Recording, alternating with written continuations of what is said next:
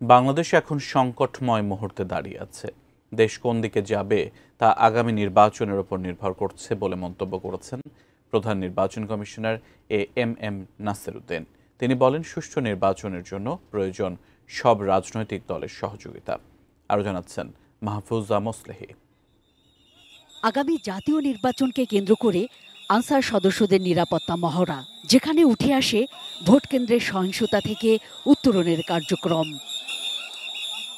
ভাটারায় answer guard ও গ্রাম প্রতিরক্ষা বাহিনীর অনুষ্ঠানে উপস্থিত ছিলেন প্রধান নির্বাচন কমিশনার এম নাসির উদ্দিন। এ সময় প্রধান নির্বাচন কমিশনার বলেন, দেশ সংকটময় মুহূর্তে দাঁড়িয়ে আছে। গণতন্ত্রের পথে বাংলাদেশ কিভাবে হাঁটবে তা নির্ভর করছে আগামী নির্বাচনের উপর। বাংলাদেশ এখন খুব একটা সংকটময় মুহূর্তে দাঁড়িয়ে আছে। আমরা জাতি হিসাবে, দেশ হিসাবে কোন দিকে যাব, গণতন্ত্রের পথে কিভাবে হাঁটব, এই সব কিছু নির্ভর করছে কিন্তু আগামী নির্বাচনের উপর। তিনি জানান, ত্রয়োদশ নির্বাচনে দায়িত্বে থাকবেন প্রায় 10 লাখ কর্মী। নির্বাচনের দায়িত্বে থাকা কর্মকর্তা, এমনকি কারাগারে রয়েছেন যারা, তারা এবার পোস্টাল ব্যালটে ভোট দিতে পারবেন। থাকছে প্রবাসীদের জন্য ভোটদানের নিশ্চয়তা। বাছাইকৃত লাল সরিষার দানা থেকে অত্যাধুনিক কোল্ড প্রেস মেশিনে তৈরি হয় প্রাণ সরিষার তেল, আসল ঝাঁঝে আসল স্বাদে।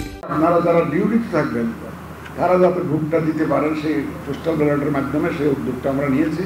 যারা ডিউটিতে থাকবেন তারা রেজিস্ট্রেশন করে নেবেন, আপনাদের ঠিকানা, বাড়ির ঠিকানায় ব্যালট পৌঁছে যাবে।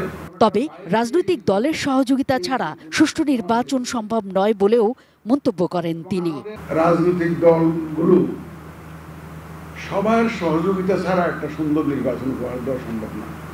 আমি সারা কেন্দ্র যদি আনসার, বিডিপি, আর্মি দিয়ে ভরে ফেলি, যদি রাজনৈতিক দলগুলো যদি সহযোগিতা প্রত্যাশিত মাত্রায় না করে। AI এর অপব্যবহার সম্পর্কেও সবাইকে সচেতন থাকারও আহ্বান জানান প্রধান নির্বাচন কমিশনার। সোশ্যাল মিডিয়ার মাধ্যমে যে কোনো ধরনের একটা দুর্ঘটনা ঘটানো ফেলা সম্ভব। Mahfuza Moslehi, ATN news, Dhaka.